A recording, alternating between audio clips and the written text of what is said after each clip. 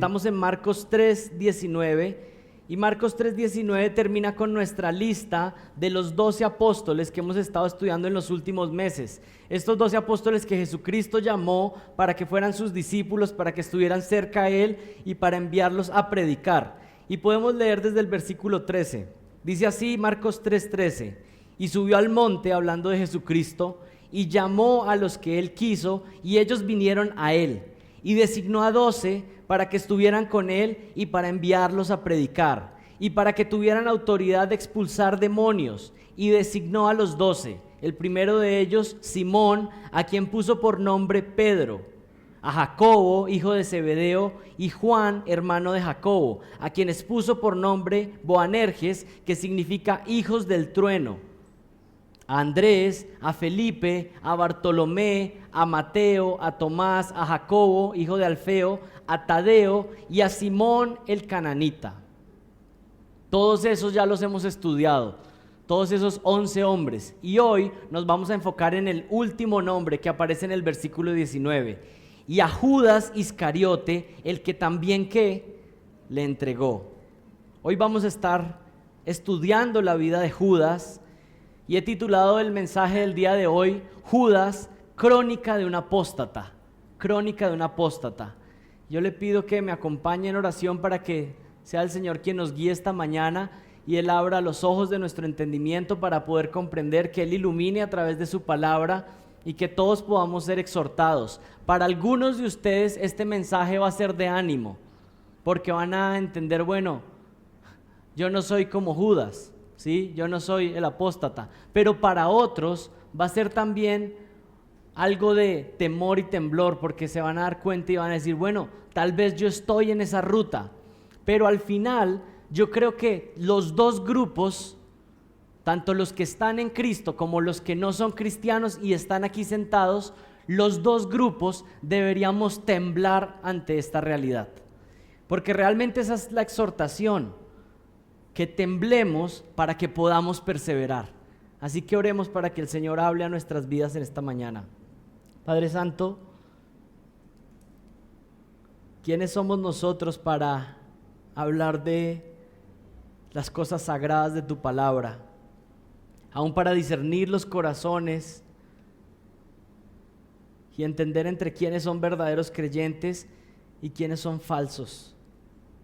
Padre, te suplicamos para que seas tú quien escudriñe nuestros corazones, para que nos afirmes, Señor, en la fe el día de hoy, y para que si hay alguien aquí, Señor, que aún no te conoce, que está engañado, o que asimismo sabe que no está en ti, para que hoy sea el día de salvación.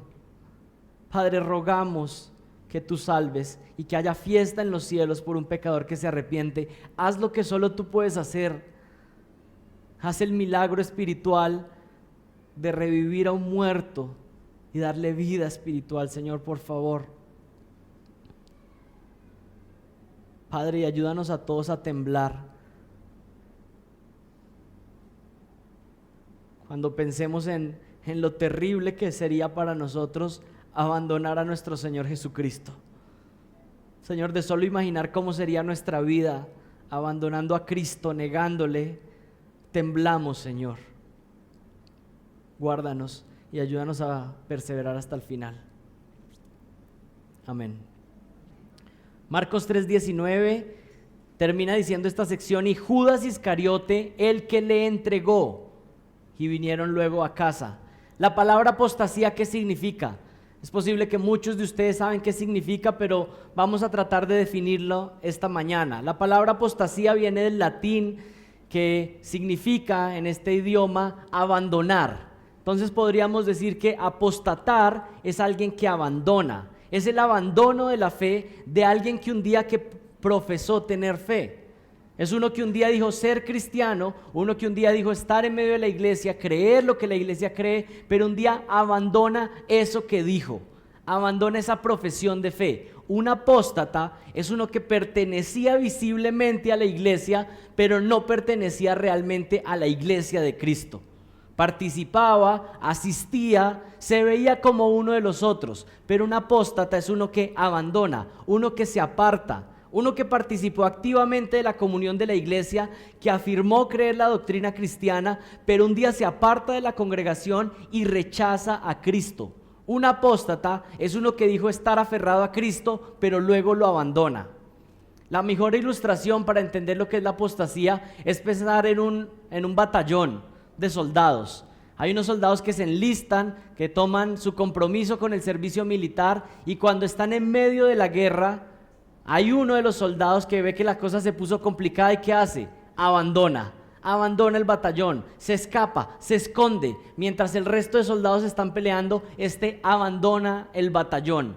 Hacía parte de ese equipo, hacía parte de ese grupo de soldados, pero un día abandona, por cualquiera que sea la razón. Ese podríamos llamarlo como un apóstata de ese ejército. En términos de la iglesia, uno que abandona el ejército de Cristo, que por supuesto vamos a ver más adelante que nunca perteneció realmente, pero ese que abandona está dando señales fehacientes de que es un apóstata. Un apóstata es uno que abandona. En algunas iglesias se enseña que es posible para un cristiano verdadero cometer apostasía. Y les pregunto a ustedes, sin que me contesten, ¿es posible que un cristiano verdadero cometa apostasía?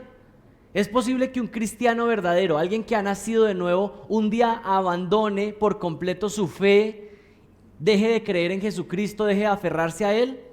Pues muchas iglesias enseñan esto, enseñan que es posible que alguien haya nacido de nuevo, que crea en Jesucristo genuinamente, pero con el tiempo abandone su fe.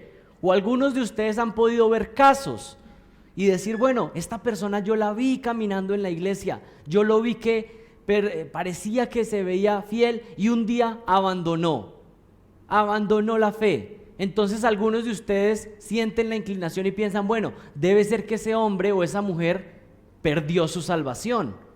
Lo que vemos externamente pareciera eso. Ese un día dice que había creído, en la iglesia le habían garantizado que era creyente, pero un día abandonó la fe. ¿Perdió su salvación? Bueno, quiero decirles algo, esta es una perspectiva incorrecta. Un cristiano verdadero no puede perder su salvación. Y la respuesta más sencilla a eso de por qué no puede perder su salvación, porque el cristiano no ganó su salvación. Fue un regalo de gracia de Dios, un regalo que él no merecía. Entonces, por supuesto, algo que yo no he ganado, yo tampoco puedo perderlo. Él me otorgó salvación por su gracia. Y Él no solamente nos da gracia para que creamos, sino que Él nos da gracia para perseverar hasta el final. Él dice que nos tiene en sus manos y que jamás nos soltará de su mano. Si fuera por nosotros, nosotros somos como ovejas en sus manos y realmente la imagen es nosotros queriendo saltar de su mano, pero Él no nos deja. Él dice, mis ovejas las tengo en mi mano, las tengo en mi redil y jamás podrán escaparse de mí. Entonces un creyente verdadero no puede apostatar. Y esto nos va dando un poco de claridad de lo que estamos hablando esta mañana. Por supuesto, ¿quiénes son los apóstatas? Los apóstatas son personas que estuvieron en la iglesia, participaron activamente de la iglesia, pero nunca fueron creyentes. Externamente lo parecían, pero nunca fueron convertidos genuinamente. Su corazón siempre fue un corazón de piedra. Su corazón nunca amó a Jesucristo realmente. Ese es el caso de los apóstatas. El Señor promete que el que comenzó en nosotros la buena obra que hará, la terminará. Entonces, ¿quiénes son los apóstatas? Son personas que externamente parecen tener un compromiso con Cristo, pero realmente no han nacido de nuevo. Cuando su apatía comienza a crecer, cuando su incredulidad crece, terminan saliendo. Y saben, por la experiencia de lo que ha sucedido en muchas iglesias, los apóstatas comúnmente salen de las iglesias a causa de que un pecado que tenían oculto fue expuesto. Y cuando ese pecado oculto fue expuesto, entonces ¿qué hace el apóstata? Se pone con rabia en contra de la congregación, porque esa congregación santa le dice, estás pecando, tienes que dejar de hacer esto. Entonces el apóstata más bien dice, decido abandonar. Muchos apóstatas terminan saliendo porque prefieren seguir en un camino de rebeldía y odio hacia Dios que seguir en la iglesia que les va a exhortar a que lo que están haciendo es pecado. El apóstata nunca fue creyente, participó de la iglesia, realizó actos religiosos iguales a los que hacen los verdaderos cristianos. Pudo llegar a tener puestos de liderazgo en la iglesia, pero finalmente esa fe era falsa y era solo cuestión de tiempo que fuera evidente su abandono, su apostasía.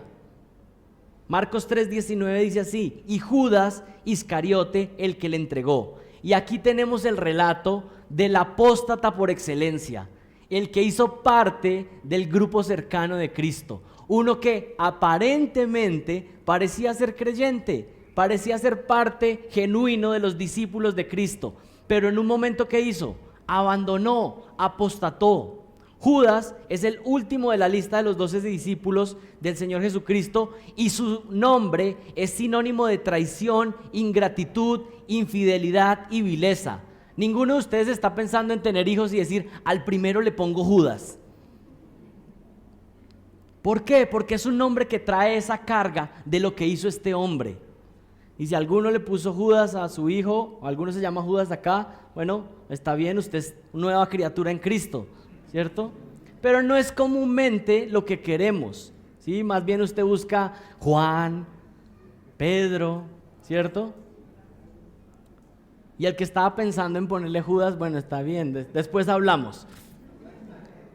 La palabra en griego que aparece ahí en el 3:19, Judas Iscariote, el que le entregó. Miren qué particular esa palabra que aparece ahí. En griego es paradidomi y aparece 122 veces en el Nuevo Testamento. De esas 122 veces que aparece en el Nuevo Testamento, 57 veces está haciendo referencia a que el Señor fue entregado para ser crucificado. Y de esas 57 veces que aparece en el Nuevo Testamento en relación a la crucifixión, 44 veces está conectada con Judas. 44 veces aparece que Judas fue el que le entregó, Y comúnmente ustedes van a leer los evangelios y van a encontrar esa conexión. Judas, el que le entregó. Judas, el que le entregó. Y es tremendo porque hay versículos que hablan y dicen: la condena para el que le entregó es terrible. Judas es el traicionero, es el que le entregó, pero miremos algunas referencias. Miren Marcos 14:10. Entonces Judas Iscariote, que era uno de los 12, fue a los principales sacerdotes, ¿para qué? Para entregarles a Jesús. Aquí está una referencia nuevamente a esta palabra: entregarle, traicionar. Ahora miren Marcos 14, versículo 44. Y el que le entregaba, miren este énfasis, cómo es caracterizado este hombre: el que entregaba a Jesucristo, el que le traicionaba, les había dado una señal diciendo: al que yo bese, ese es, prendedle y llevadle con seguridad. El que le entregó, este es el rótulo que ha caracterizado por las generaciones a Judas. Pero hay otro término que se utiliza para referirse a Judas. Por un lado se dice el que le entregaba, el que le entregó, pero otro rótulo que aparece en Lucas 6:16 es que el que le traicionó o el que le traicionaba. Este hombre por las generaciones es recordado como el que entregó al Mesías para ser crucificado. Y por supuesto tenemos que enfatizar algo: nada de lo que hizo Judas fue como que salió del plan de Dios o como que el Señor Jesús se le salió de control y fue una víctima. El Señor Jesucristo no fue una víctima, Él vino a entregar su vida en rescate. Pero ese que fue utilizado para ser el medio de juicio para el Señor Jesucristo recibirá una condena por su traición y por entregarle.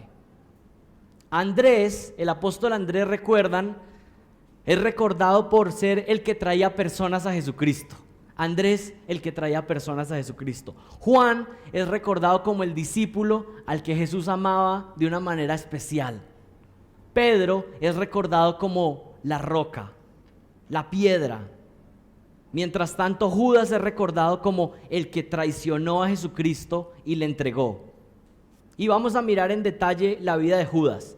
Y vamos a ver esto en varias secciones, pero la primera sección que vamos a ver es que Judas experimentó cercanía con Jesús. Judas experimentó cercanía con Jesús. Y acompáñenme al Evangelio de Mateo. Mateo capítulo 10, versículo 1. Vayan con sus Biblias ahí a Mateo 10, del versículo 1 en adelante. Y aquí hay otro relato desde otra perspectiva de otro evangelista acerca del llamamiento de los discípulos. Y dice así Mateo 10:1: entonces, llamando a sus 12 discípulos, Jesús les dio poder sobre los espíritus inmundos para expulsarlos y para sanar toda enfermedad y toda dolencia. Pregunta para ustedes: ¿Judas recibió este poder? ¿O el Señor dice que le dio poder a los 11 y al uno siempre como que lo apartaba, lo hacía a un lado? Les daba poder y autoridad, pero a Judas no, usted cuidado, usted no. No, le dio poder, le dio autoridad. Judas recibió esta autoridad de poder. Y miren el versículo 4: Simón el cananita y Judas Iscariote, el que también le entregó. Judas experimentó una cercanía profunda con Jesús. Fue llamado para estar como uno de los más cercanos, recibir instrucción directa de Cristo. Recibió el mejor entrenamiento teológico que jamás alguien haya podido recibir. Si lo pusiéramos en términos modernos, Judas fue al mejor seminario teológico posible. Recibió instrucción del mejor predicador del universo, la mejor teología, la más precisa. Podríamos decirlo en otros términos: Judas estaba en la mejor iglesia, con la mejor predicación de todas, la más centrada en la palabra. Era la palabra de Dios mismo escuchando todos los días. Judas estaba expuesto directamente a Jesucristo, a su enseñanza diariamente. Tenía el privilegio de estar cerca de Jesús, aprender de Él, preguntarle. Pero ¿saben qué? No solamente tuvo el privilegio de estar cerca, sino que estuvo involucrado en el liderazgo del ministerio del Señor Jesús. No era parte de la multitud, no era ni siquiera parte de los discípulos, los 120 que había cerca, era parte de los 12 discípulos. Un hombre que tenía autoridad sobre los demonios, porque se le dio autoridad, como vimos en este versículo. Es decir, Judas alcanzó a realizar acciones milagrosas. Sanó enfermedades. Hizo parte de lo que hacía el ministerio del Señor Jesús. Este es Judas. Y yo creo que tenemos que entender lo que dice el texto, porque algunas veces pensamos que Judas siempre era como la oveja negra de los 12, ¿no? Pensamos, Judas, y entonces cuando iban a sanar o a hacer milagros, Judas era el que nunca podía. O Judas iba a intentar sanar a alguien y no se levantaba el enfermo. No, Judas era como uno de los otros. Como uno de los otros. El Señor Jesucristo, a pesar de saber que Él sería quien lo traicionaría, nunca lo trató con desprecio. Nunca lo trató diferente. Y qué hermosa instrucción del Señor Jesucristo de lo que es no hacer acepción de personas y amar aún a los enemigos. Porque ¿cómo somos nosotros? Con el que no nos cae tan bien o con el que nos ha hecho daño. Pero miren, el Señor Jesucristo lo trató igual que al resto. Tan lo trató igual que nunca nadie percibió que hubiera ninguna diferencia con él.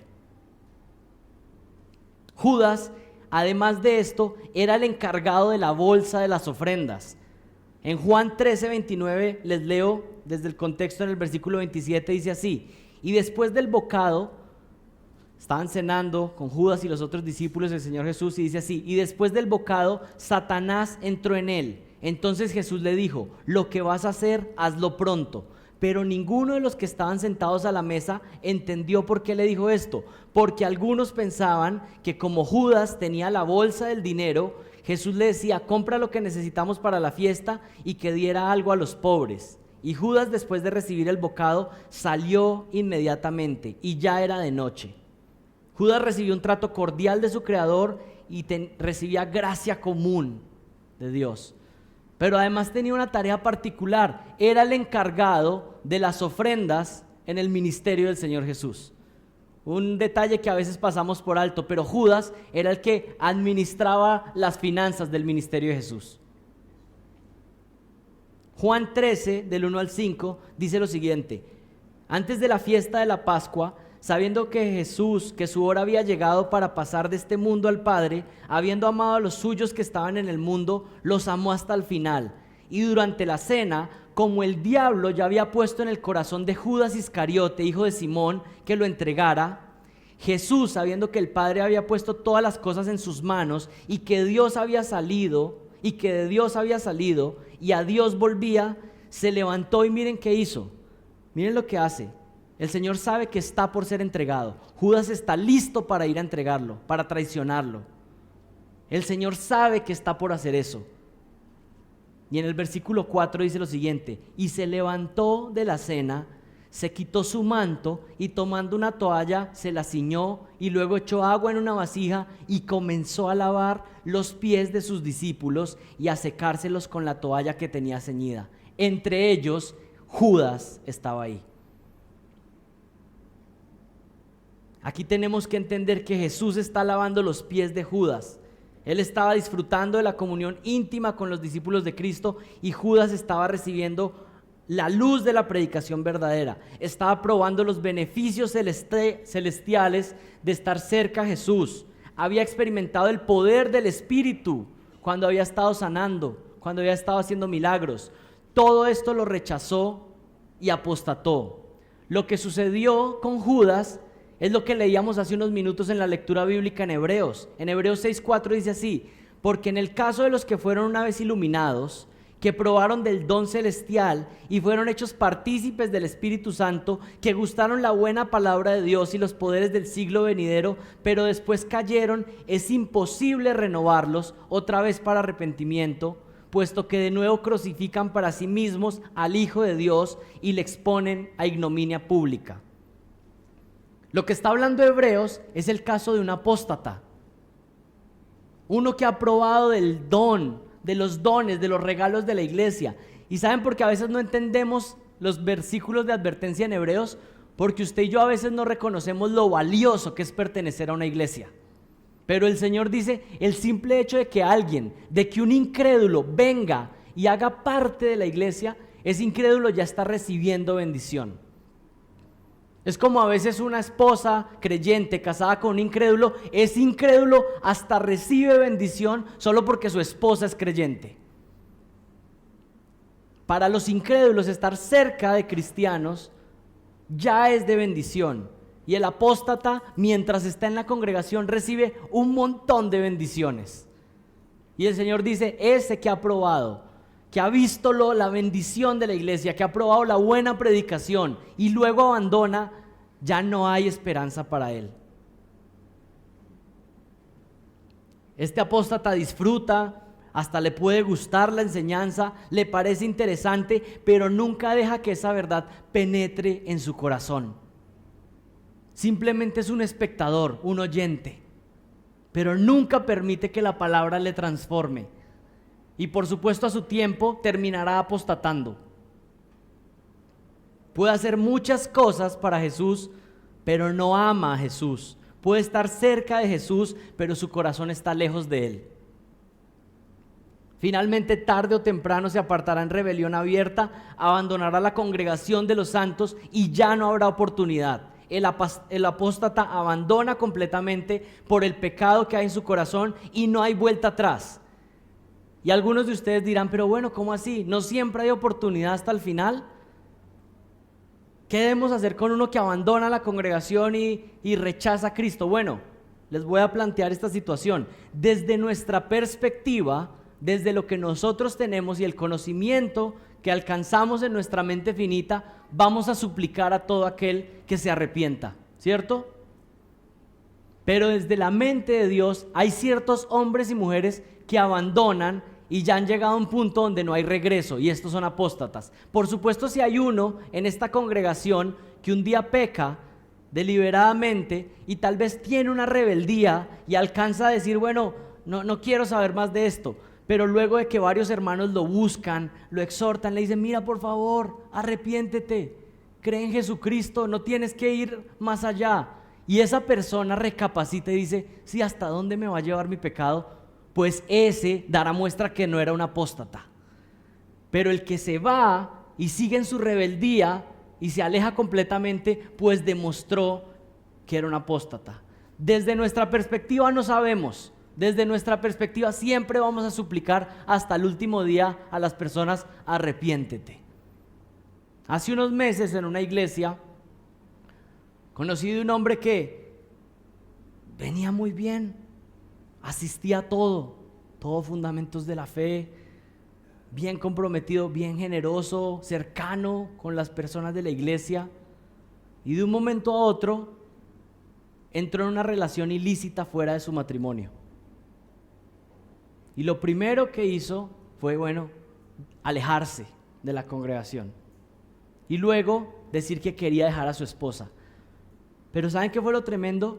Hubo un grupo de hombres de la iglesia que lo llamaban, que iban a su casa una y otra vez y le decía: lo que estás haciendo es una locura, por favor arrepiéntete, estás dando señales de que estás abandonando a Cristo. No solo estás abandonando a tu esposa, con eso que estás haciendo estás abandonando a Cristo, porque no puedes decir que vas a ser infiel abiertamente y decir que sigues a Cristo.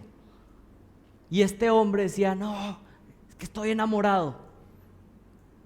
Y estos hombres siguieron insistiendo, meses. Y este hombre finalmente decidió abandonar su matrimonio y abandonar a Cristo.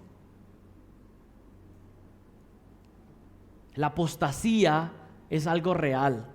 Y estas advertencias, si usted es creyente, no debería estar ahí sentado pensando: bueno, como yo soy creyente, como yo nací de nuevo, entonces esto no tiene nada que ver conmigo. Bueno, justamente Dios permite la vida de Judas, las exhortaciones en Hebreos, ¿para qué? Para que temblemos y perseveremos hasta el final. Para que usted diga: bueno, yo no me creo más fuerte que él, yo necesito estar aferrado a Cristo, yo necesito estar aferrado a la congregación. Señor, ayúdame. Hebreos 3:12 dice lo siguiente: tened cuidado, hermanos, no sea que en alguno de vosotros haya un corazón malo de incredulidad para apartarse del Dios vivo. Antes, exhortaos los unos a los otros cada día, mientras todavía se dice hoy, no sea que en alguno de vosotros sea endurecido por el engaño del pecado. Miren, el pecado entra, usted lo practica y usted no sabe hasta dónde va a llegar. Así que no se dé ventaja, porque su corazón puede ser tan endurecido que usted puede llegar a terminar abandonando aún a Jesucristo. E imagínese, y piense por un segundo en esto, imagínese cómo sería su vida usted diciendo: rechazo a Jesucristo. Yo de solo pensarlo, creo que se desmorona nuestra vida. Judas experimentó cercanía grandiosa con Jesús, y ese es el caso de todo apóstata. Realmente los que nunca vienen a la iglesia no pueden apostatar. Los que están fuera de la iglesia, los que nunca vienen, esos no pueden ser apóstatas. Apóstatas pueden ser solamente los que participan activamente de las iglesias. Por supuesto, este mensaje es para los que están sentados aquí en este día. Número 2, Judas fue un amante del dinero. Judas fue un amante del dinero. Miren lo que dice Mateo capítulo 26, del versículo 6 en adelante. Y hallándose Jesús en Betania, en casa de Simón el leproso, se le acercó una mujer con un frasco de alabastro de perfume muy costoso y lo derramó sobre su cabeza cuando estaba sentado a la mesa. Tenemos esta historia de esta mujer que derramó un perfume muy valioso, muy costoso para la época, y lo hizo para ungir al Señor Jesucristo. Derramó sobre su cabeza cuando estaba sentado, pero miren lo que dice el versículo 8. Pero al ver esto, los discípulos se indignaron y decían: ¿para qué este desperdicio? Porque este perfume podía haberse vendido a gran precio y el dinero habérselo dado a los pobres. ¿Recuerdan esto que sucedió? Esta mujer da una ofrenda grande para servir al Señor Jesucristo, pero los discípulos empezaron a decir: ¿y este desperdicio? ¿Por qué? Hubiéramos podido dárselo a los pobres, con una actitud externamente ¿qué? Muy piadosa. Pero ¿saben qué? Juan capítulo 12 nos cuenta realmente quién fue el que estuvo detrás de esta protesta. Juan 12 del 4 al 6. Miren lo que dice Juan 12. Y Judas Iscariote, uno de sus discípulos, el que le iba a entregar, dijo: ¿por qué no se vendió este perfume por 300 denarios y se lo dio a los pobres? ¿Quién fue el que estuvo azuzando la murmuración ahí? Judas. Pero qué interesante lo que dice el versículo 6. Miren lo que dice el versículo 6. Pero dijo esto no porque se preocupara por los pobres, sino porque era un ladrón. Y como él tenía la bolsa del dinero, sustraía de lo que se echaba en ella. ¿Quién era este Judas? El encargado de la bolsa de las ofrendas, y robaba de ese dinero. Judas no solo amaba el dinero, no solamente quería mostrar una actitud de piedad. Mire, ¿por qué no hubiéramos vendido ese perfume? ¿Para qué? ¿Para darlo a los pobres? No, porque ese día iba a sacar una tajada más grande. No solamente era un ladrón de las ofrendas sagradas que debían ser usadas para el avance del ministerio y el cuidado de los necesitados, sino que noten algo, es un amante del dinero, traicionero y ladrón. Pero ¿saben qué? No solo le basta con que es un traicionero que roba, sino que además está queriendo poner en duda la reputación del Señor Jesús. Está diciendo, bueno, como que derrocha mucho y quiere que haya una murmuración ahí en contra de Jesucristo. Pero no solo eso, hay algo más con este hombre. ¿Qué quiere? Es ladrón, ama el dinero, pero ¿cómo quiere ser visto delante de los demás? Como bien piadoso y generoso. Está diciendo que está preocupado por los pobres, pero realmente está pensando en cómo robar. Quiere que los demás lo vean como muy generosos. Y saben, este es el peligro de la hipocresía, quererse mostrar como algo que usted realmente no es. ¿Dónde vemos nuevamente que Judas era un amante del dinero? Mateo 26 del 14 en adelante. Entonces uno de los 12, llamado Judas Iscariote, fue a los principales sacerdotes y les dijo, miren esta pregunta que le hace Judas a los sacerdotes, ¿qué estáis dispuestos a darme para que yo os lo entregue? Estoy dispuesto a entregárselos, pero ¿qué están dispuestos a darme? Y ellos le dijeron que ellos pesaron 30 piezas de plata y desde entonces buscaba oportunidad para entregarle. Es decir, iba a las reuniones, estaba ahí con el Señor Jesús, ya tenía su pago de 30 piezas de plata y lo único que estaba esperando es el momento para traicionarle, para entregarle. Qué recuento tan horrible la vida de este hombre. Cada que es mencionado se conecta con su hipocresía y con su engaño, pero particularmente se habla de su ansiedad y amor por el dinero. Estaba enamorado del dinero, cautivado por el dinero.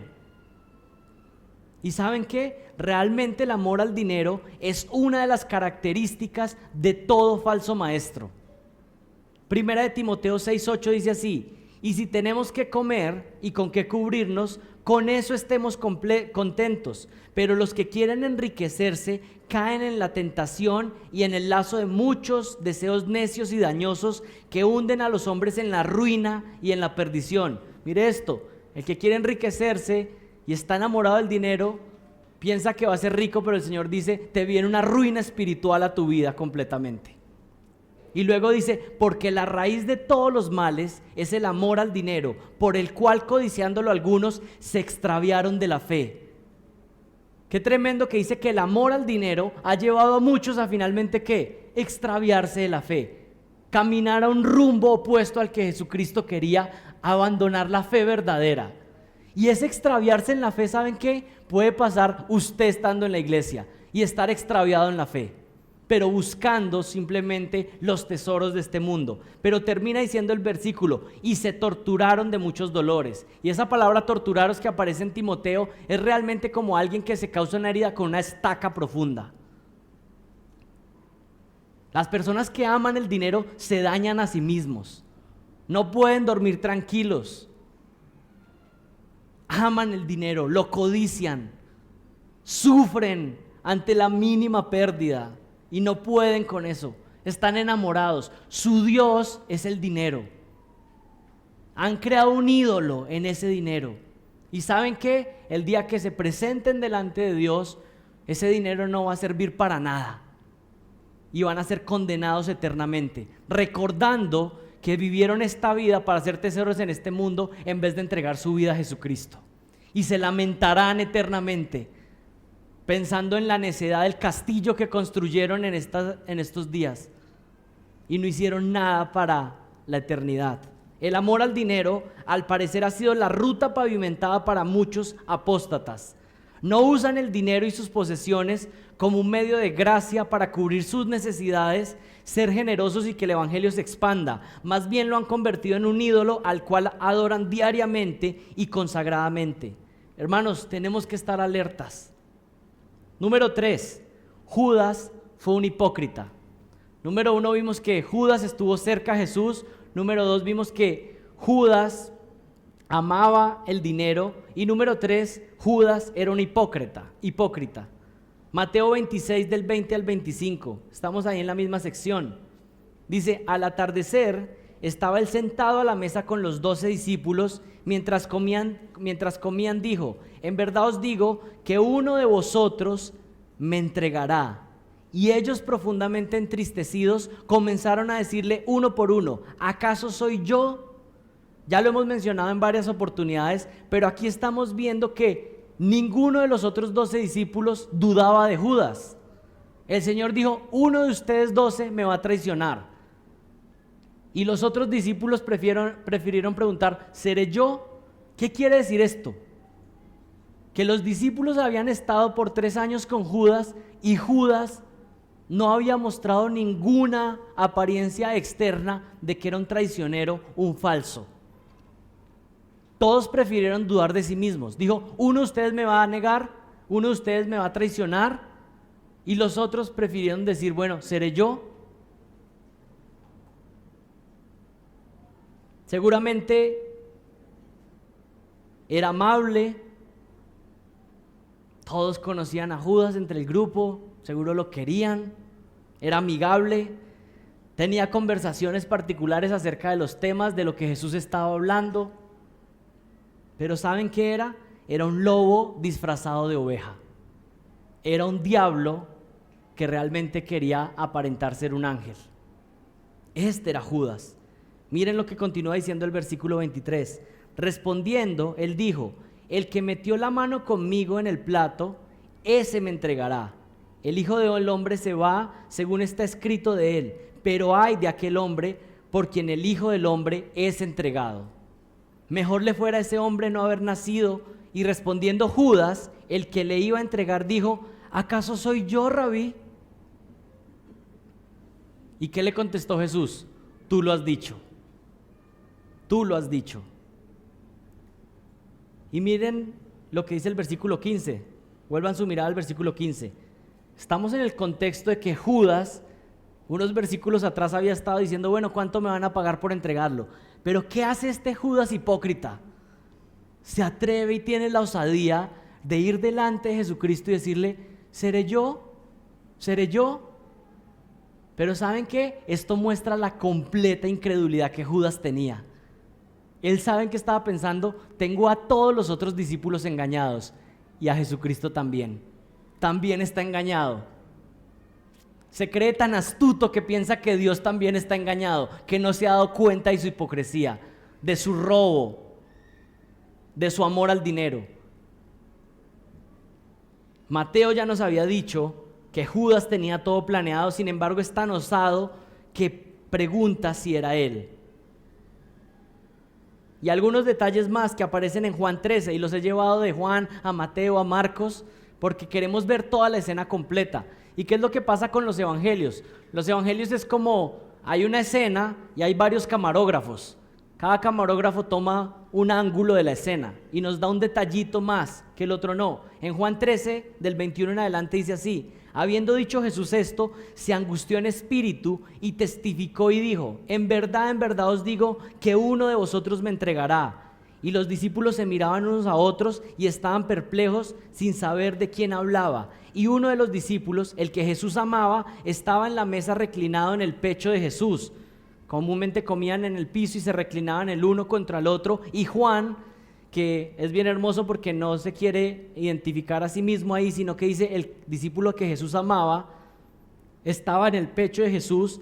Y Pedro le hizo señas. Pedro parece que se asoma desde el otro lado y le dice: pregúntele usted que está ahí al lado, ¿quién es? Y le dijo: dinos de quién habla. Y él, recostándose de nuevo sobre el pecho de Jesús, le dijo: Señor, ¿quién es? Y Jesús le respondió: es aquel a quien yo daré el bocado que voy a mojar. Y después de mojar el bocado, lo tomó y se lo dio a Judas, hijo de Simón Iscariote. Y después del bocado, Satanás entró en él. Entonces Jesús le dijo: lo que vas a hacer, hazlo pronto. Pero ya leímos, ninguno de los que estaba ahí podía todavía entender. Buscaron otra explicación. Dijeron: no, seguramente es que el Señor le dijo que fuera a comprar más comida o a dar dinero a los pobres. Ninguno podía dudar de Judas. Externamente se veía seguramente como un discípulo consagrado. La hipocresía y falsedad de Judas es tan asombrosa que termina diciendo el relato en Mateo: y el que le entregaba les había dado una señal diciendo: al que yo bese, ese es. Y enseguida se acercó a Jesús y le dijo: salve, rabí, o hola, rabí, y le besó.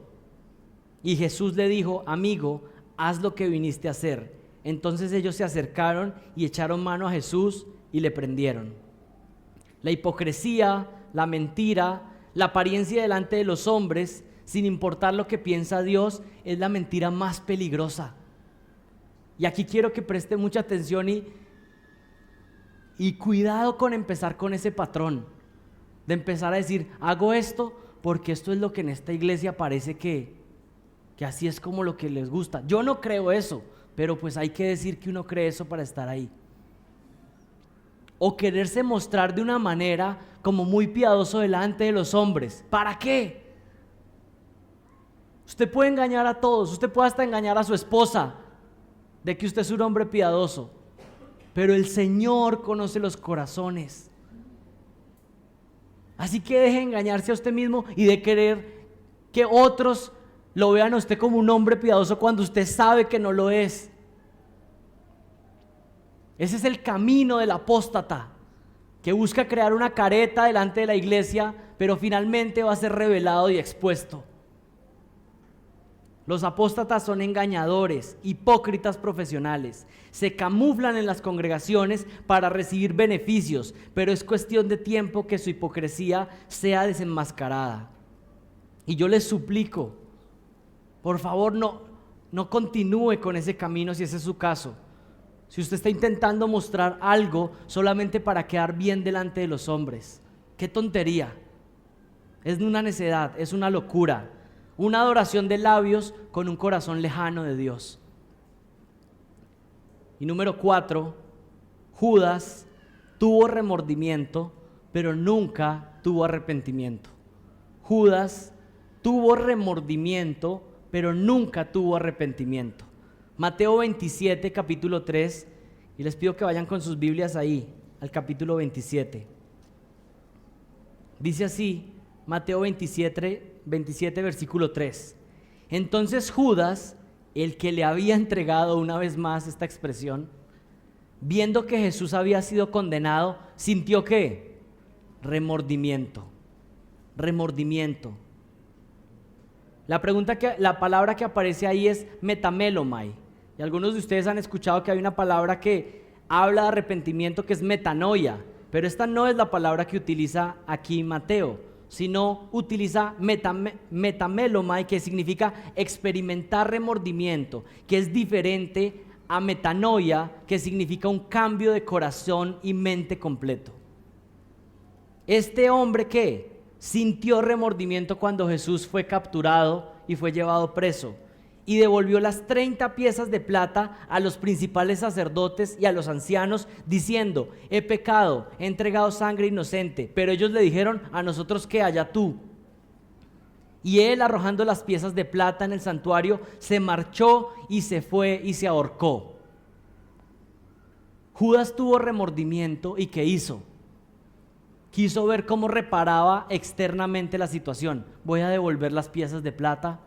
Sintió remordimiento, dolor, peso por lo que había hecho, pero ¿saben qué? Nunca tuvo arrepentimiento, sino que más bien ¿qué hizo? Se suicidó.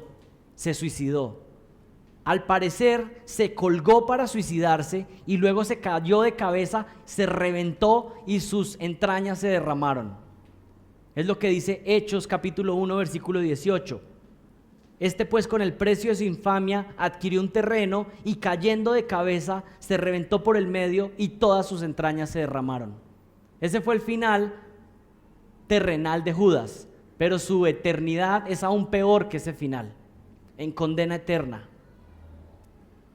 Judas tuvo remordimiento y no arrepentimiento. Y aquí quiero aclarar algo, tanto el apóstata como el creyente pecan. Tanto el apóstata como el cristiano verdadero pueden negar a Cristo en algún momento. Pero ¿cuál es la diferencia? El cristiano verdadero se arrepiente y se duele de su pecado porque ama a Jesucristo. Pero el apóstata se duele porque su pecado tiene ciertas consecuencias, porque se siente mal, porque aún tiene una conciencia que le acusa, pero nunca se arrepiente delante de Dios. Hay una diferencia entre el que comete un pecado y se arrepiente y entre el que comete un pecado y se está lamentando todo el día por lo malo que es, pero no hace nada al respecto. No confiesa su pecado a Cristo y sigue avanzando, sino que se sigue lamentando diciendo qué malo que soy yo. Es más, hay dos tipos de tristeza en la Biblia. Hay una tristeza que guía la vida y hay una tristeza que guía a la muerte. Y saben, Satanás no es amigo de los incrédulos ni de los apóstatas. ¿Saben qué hace Satanás? Le pone la carnada y le dice, degusta este pecado. Y una vez que usted lo degusta, ¿qué hace? Lo acusa y le dice, eres lo peor y vas a ser condenado. Satanás no es amigo de los incrédulos, está condenado y quiere llevarse más condenados con él. Tengo que leerles 2 Corintios 7:8 para que entendamos este concepto mejor, de la tristeza que guía la vida y la tristeza que guía a la muerte. 2 Corintios 7:8 dice así: porque si bien os causé tristeza con mi carta, no me pesa, aun cuando me pesó, pues veo que esta carta os causó tristeza, aunque solo por un poco de tiempo. Pero ahora me regocijo de que fuisteis entristecidos, no de que fuisteis entristecidos, sino de que fuisteis entristecidos para arrepentimiento, porque fuisteis entristecidos conforme a la voluntad de Dios, para que no sufrierais pérdida alguna de parte nuestra. Porque la tristeza, que es conforme a la voluntad de Dios, produce arrepentimiento que conduce a la salvación sin dejar pesar. Pero la tristeza del mundo produce muerte, porque mirad, qué solicitud ha producido en vosotros esto, la tristeza piadosa. Qué vindicación de vosotros mismos, qué indignación, qué temor, qué gran afecto, qué celo, qué castigo del mal. En todo habéis demostrado ser inocentes en el asunto. Hay un dolor bueno cuando pecamos y es el que nos guía al arrepentimiento. Que usted peca y dice, Señor, he pecado contra ti, ayúdame, y usted confiesa su pecado y empieza a caminar en obediencia a Dios. Pero hay un dolor que experimenta el incrédulo, que simplemente se duele de su pecado y siempre se está lamentando y está diciendo qué malo que soy yo. Pero ¿saben qué? Está pensando en cuándo va a practicar otra vez el pecado de nuevo.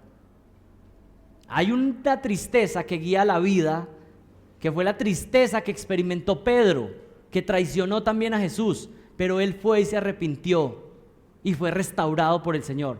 Pero hay una tristeza que experimentó Judas que lo llevó a suicidarse. Y esa tristeza que no tiene a Jesucristo y su gracia de por medio va a terminar llevándolo a la perdición. Por eso si usted que ha pecado, porque todos hemos pecado, la idea no es que se siga lamentando por qué malo que es usted, sino que se lamente y diga, Jesucristo, sálvame, perdóname, porque esto que estoy haciendo, como estoy viviendo, es pecado delante de ti, y ayúdame a apartarme del mal, sálvame. Quisiera terminar esta mañana, antes de que pasemos a la Santa Cena, haciendo una aclaración teológica importante. ¿Es culpable Judas de lo que hizo? ¿Es culpable Judas de lo que hizo? La respuesta es sí, es culpable. Judas está en un lugar reservado para él exclusivamente en el infierno. Es lo que dice Hechos 1:25. Que lo que hizo es digno de un juicio especial y tiene su sitio reservado para él. Y el Señor nos enseña con la historia de Judas la verdad de la soberanía de Dios, del decreto eterno de Dios para todo lo que sucede, pero al mismo tiempo la responsabilidad humana. ¿Dios determina todo lo que sucede en este universo? Sí. ¿Es el hombre responsable de lo que hace por sus actos? Sí. ¿Cuál es la mejor ilustración? Son como los rieles de un tren que van paralelos. Responsabilidad humana y soberanía de Dios. Y nunca se chocan, van paralelos. El hombre es responsable. Judas está en el infierno por lo que hizo. Él es responsable. Ahora otra pregunta teológica. ¿Había predestinado Dios eternamente en su decreto eterno que Judas traicionara al Señor Jesús y no fuera alcanzado por la gracia de Dios? Marcos 14:21 dice lo siguiente: porque el Hijo del Hombre se va tal y como está escrito de él. Aquí hay un énfasis en el decreto de Dios. Como está escrito, así sucederá. Pero luego dice, pero, y pone la palabra pero, ya tenemos el decreto soberano de Dios, y ahora dice pero hay de aquel hombre por quien el Hijo del Hombre es entregado. Mejor le fuera a ese hombre no haber nacido. Énfasis en la soberanía y énfasis en la responsabilidad humana. ¿Había predestinado Dios eternamente en su decreto eterno que Judas traicionara al Señor Jesús y no fuera alcanzado por la gracia de Dios? La respuesta también es sí. ¿Y qué tienes que hacer tú ante esta realidad de que Dios es soberano? ¿Te parece injusto? ¿Recuerdan que leímos hace unos minutos que debemos pasar de tomar leche y empezar a comer alimento sólido? ¿Sabes qué pasa con estos pasajes? Que nos empiezan a mostrar quién es nuestro Dios y quién es el soberano del universo. Y que a veces nosotros estamos adorando un Dios que no existe, un ídolo, un muñequito que nosotros podemos controlar a nuestro antojo, pero el Dios de las Escrituras es un Dios poderoso y soberano, que ¿saben qué dice? Que Él ha creado este universo y Él puede hacer con este universo lo que a Él le provoque porque Él es el dueño.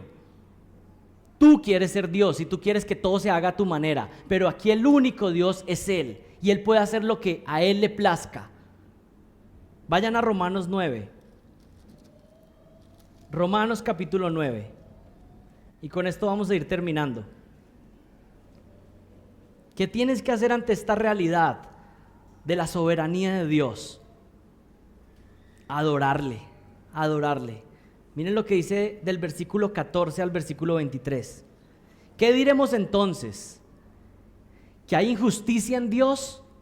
¿Es injusto Dios? ¿Y qué contesta Pablo? De ningún modo, de ningún modo. Porque él dice a Moisés, tendré misericordia del que yo tenga misericordia, y tendré compasión del que yo tenga compasión. Así que no depende del que quiere ni del que corre, sino del que Dios tiene misericordia. Porque la Escritura dice a Faraón, para esto mismo te he levantado, para demostrar mi poder en ti y para que mi nombre sea proclamado por toda la tierra. Así que del que quiere tiene misericordia y al que quiere endurece. ¿Qué nos dice la Biblia? Que el Señor endureció el corazón de Faraón para que no dejara salir al pueblo. ¿Recuerdan? Y no puedo entrar en detalle por cuestiones de tiempo, pero podemos pensar en este endurecimiento del malvado, de Faraón, de Judas, un corazón endurecido, y podríamos pensar en un endurecimiento pasivo o en un endurecimiento activo. ¿Cómo sería el endurecimiento activo? Que Dios pone en el corazón de Faraón que peque, que Dios pone en el corazón de Judas que peque y traicione. ¿Eso es lo que dice la Biblia? No. Lo que dice la Biblia del endurecimiento del incrédulo es que Dios simplemente lo deja libre a que haga lo que naturalmente hace. ¿Saben qué hace Dios con nosotros? Usted y yo somos exactamente igual que Judas. La diferencia es que Dios retiene nuestro pecado y nos aparta para Él. Pedro es igual a Judas. La diferencia es que la gracia de Dios rescató a Pedro. La ilustración, para que lo entiendan, la elección de Dios no es como un equipo de fútbol donde hay un grupo de muchachos ahí y alguien se para y dice, usted para mi equipo, este para el otro equipo. Así es como pensamos de la elección, ¿no? Que había unos neutros, que había un mundo neutro donde Dios dice, a este lo salvo, a este para el infierno, a este lo salvo, a este para el infierno. Esa no es la idea de lo que explica la Biblia. ¿Saben cuál es la idea de lo que explica la Biblia? Hay un grupo, una masa de personas que se está lanzando al infierno. Todos. Y Dios, en su gracia, decide rescatar a algunos. Es muy diferente. Judas se está lanzando al infierno, igual que Pedro, pero el Señor decide mostrar su gracia y elección. Toda la masa está lista para ser destruida. Dice así: del que quiere tiene misericordia, al que quiere endurece. Pero me dirás entonces, ¿por qué pues todavía reprocha a Dios? Porque ¿quién resiste su voluntad? ¿Y cómo contesta Pablo? Pensamos que nos va a contestar algo que satisfaga nuestra mente, pero miren cómo contesta Pablo. Al contrario, ¿quién eres tú, oh hombre, que le contestas a Dios? ¿Dirá acaso el objeto modelado al que lo moldea, ¿por qué me hiciste así? ¿O no tiene el alfarero derecho sobre el barro de hacer de la misma masa un vaso honorable y otro para uso ordinario? ¿Y qué si Dios, aún dispuesto a demostrar su ira y hacer notorio su poder, soportó con mucha paciencia los vasos de ira preparados para destrucción? Lo hizo para dar a conocer las riquezas de su gloria sobre los vasos de misericordia que de antemano Él preparó para gloria. Había unos vasos que ya venían preparados para destrucción. Naturalmente estaban yendo a la condena, pero Él dice que Él preparó a unos para la salvación. Él no es el culpable del mal, pero Él es el responsable de nuestra salvación. ¿Qué podemos hacer ante esto? ¿Lo entendemos completamente? ¿Queda nuestra mente satisfecha? No, pero adoramos a este Dios poderoso. ¿Y saben por qué lo adoramos? Porque ustedes se preguntan, ¿por qué Judas está en el infierno? Más bien yo les cambio la pregunta, ¿por qué ustedes van a ir al cielo? ¿Lo merecen? No, fue por su gracia soberana. Así que exaltémosle y adorémosle, porque nosotros somos salvados solamente porque Él está diciendo, quiero derramar tu amor sobre ti. Y de todo este mundo, que es una masa que va dispuesta a la condenación, el Señor decidió fijarse en usted y en mí, que éramos los más insignificantes de este planeta. ¿Quién es usted o quién soy yo? No veo aquí muchos famosos, poderosos, hombres sin importancia en los cuales Dios dijo, a este lo quiero para mí y lo voy a rescatar y voy a mostrarle mi gracia. ¿Vale la pena adorar a ese Dios? Oremos.